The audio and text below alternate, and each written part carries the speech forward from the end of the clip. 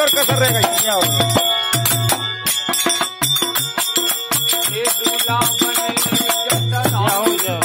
कैसे खिलन भैया तान आ रही है अब तारी। क्या बात है सखी बलिहारी है आपके लिए। राधे राधे राधे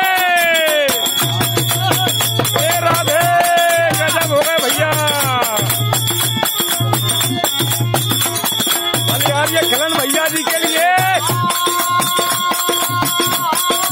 ओहो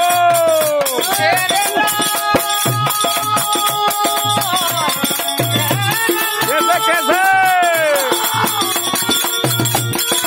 बलिहारी मनोज बाबू।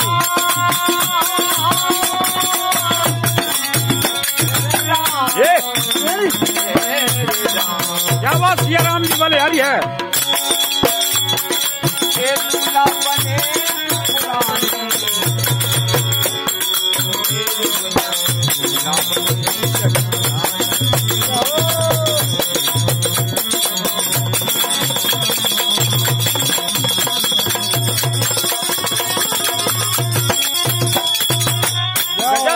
मनोज बाबू देखिए हमारी ये भजन संध्या का आयोजन और तलैया धाम में चल रहा है। समस्त भक्तों को सूचित किया जाता है यूट्यूब चैनल के द्वारा।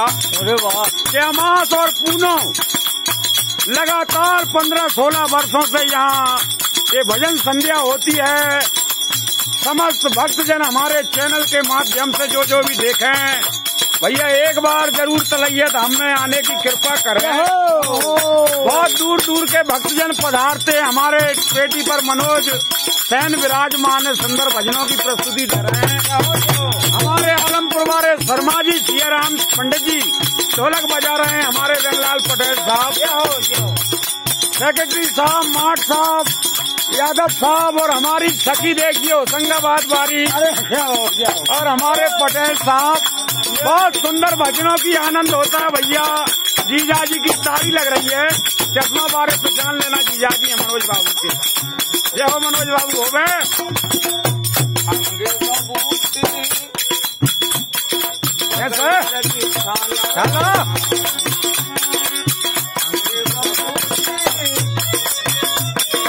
जय जय जय पटेल। क्या बात है फैन साहब। अरे गजब हो गए। हमारे फैन साहब देखिए मगन हो रहे हैं। एक गले में नाम का रोटी। क्या बात क्या बात। एक गले में नाम का रोटी। जय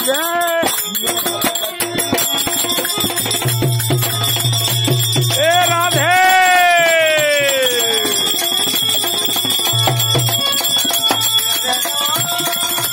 ये हो माता बलिहारी है।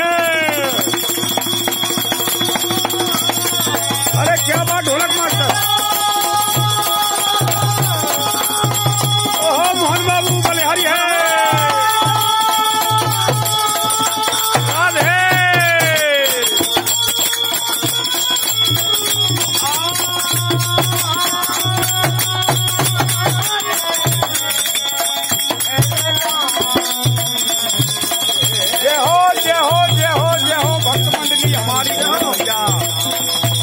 क्या बात है। आनंद हो रहा है भैया।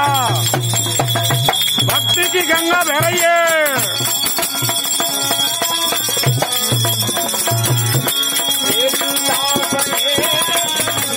धारी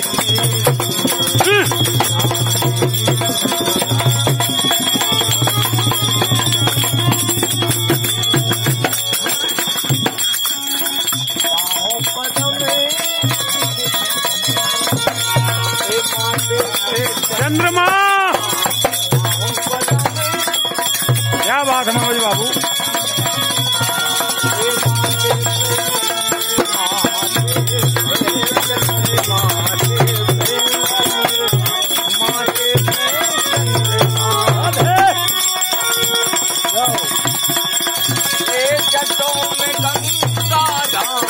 धारी